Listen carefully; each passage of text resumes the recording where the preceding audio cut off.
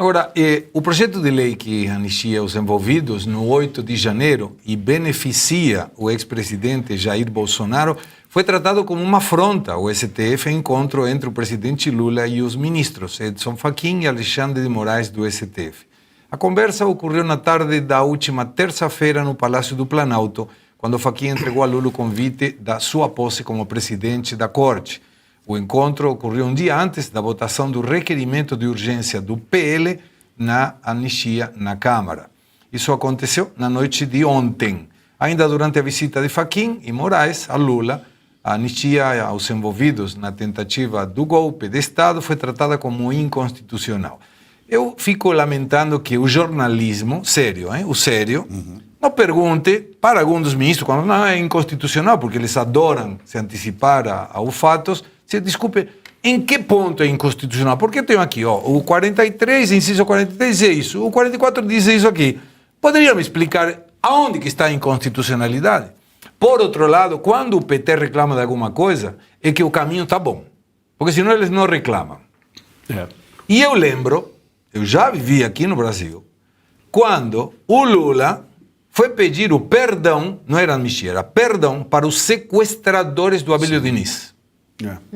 O Segrei, vale lembrar que o Lula também foi anistiado lá Ele atrás. pedia anistia, tinha a mesma tipografia que ontem mostrou Bernardo e era dele. E foi anistiado aqui também quando foi investigado por corrupção e etc. Só que foi uma anistia que não contaram pra gente. Foi né? do CEP. Exatamente. Anistia do CEP. E de bastidores, né? Eles aceitaram a anistia naquele momento, na configuração da anistia ampla, geral e restrita, para eles trabalharem estrategicamente ao longo do tempo, porque para eles o que interessava não era anistiar o governo ou aqueles que estavam no governo. Para eles o que interessava é anistiar os terroristas, os assassinos.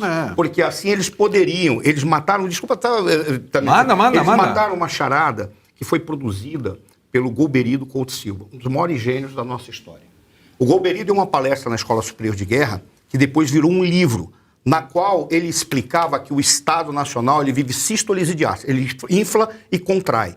E que o problema do Estado, quando ele infla demais, é que ele gera uma burocracia que passa a trabalhar para si própria e passa a explorar o povo brasileiro. O que o Golbery falou? Por essa razão, eu vi o que aconteceu no período de 64 até agora e o Estado inflou. Nós temos que fazer uma redemocratização para enxugar o Estado e permitir que a burocracia não escravize mais o povo brasileiro. Aí ele veio com uma estratégia. Qual foi a estratégia do Golbery? Simples. Nós vamos apostar no pluripartidarismo por uma razão simples. Se nós tivermos noção que nós somos o centro-direita, deixa aquilo que pode ser uma direita mais radical sozinha, não tem problema, mas vai estar ao nosso lado, e vamos verificar a pulverização da esquerda. Qual foi a jogada que o Lula matou e o pessoal do PT matou também? Eles falaram, não, nós vamos enxugar a esquerda e agir coletivamente e vamos deixar a direita pulverizar, porque assim a gente alcança o poder. Por isso que eles queriam a anistia, aceitar a anistia naquele jeito, porque assim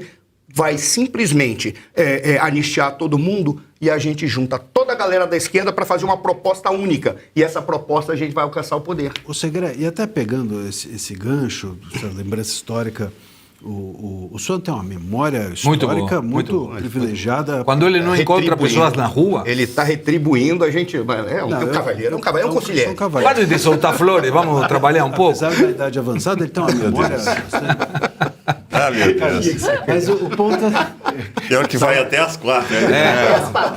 Se quiserem, podemos continuar. Agora, o ponto é o seguinte, tem um ponto ainda nessa história da anistia que me perturba, que eu fico pensando se a esquerda não colocou até a oposição também numa encruzilhada com o seu eleitor. Porque, veja bem, se eles, esse texto aqui do Crivella, se for adiante, a gente pode até aceitar que ele cobre a anistia aos réus do dia 8.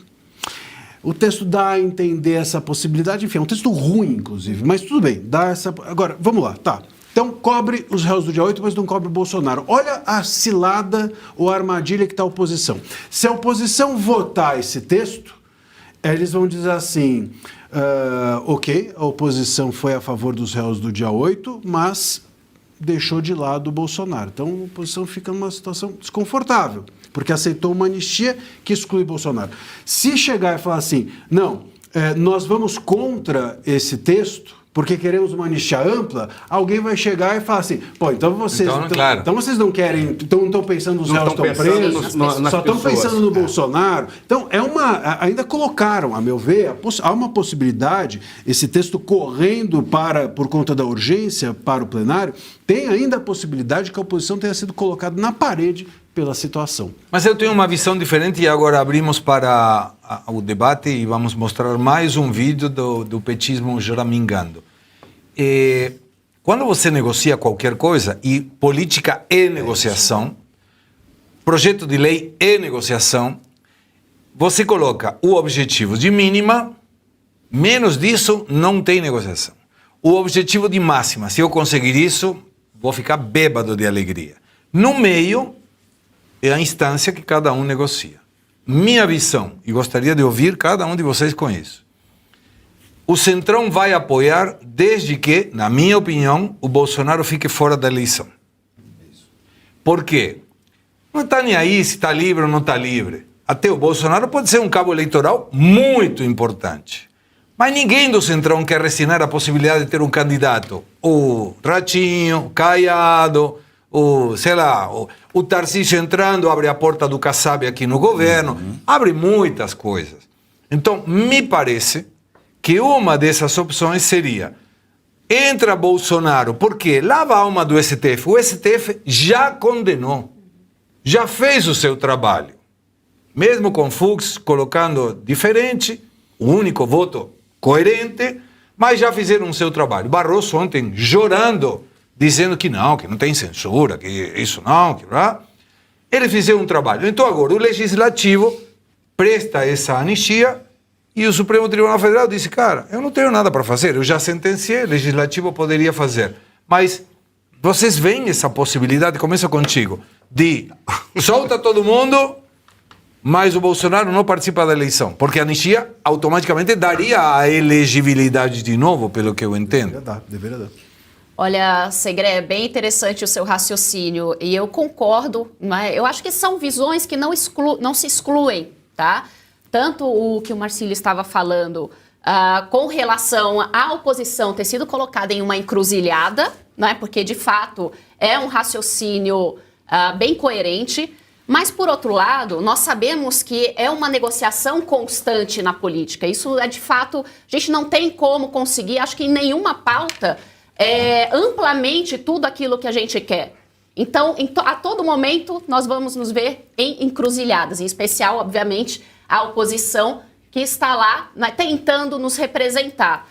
Agora, o Centrão apoia, mas se o Bolsonaro estiver fora, eu acredito, da eleição, né, no caso, eu acredito que sim, né, em especial com uma negociação ainda mais ampla, não só com relação ao Bolsonaro estar fora, mas diretamente do que eles podem conseguir nas próximas eleições. Então, eu acredito que a partir do que o Centrão conseguirá ganhar a partir disso, porque, ao final, as negociações vão ser a isso. Bom, o que nós vamos ganhar com isso? Friamente, sempre é desta forma. Então, o objetivo do Centrão sempre é o quê?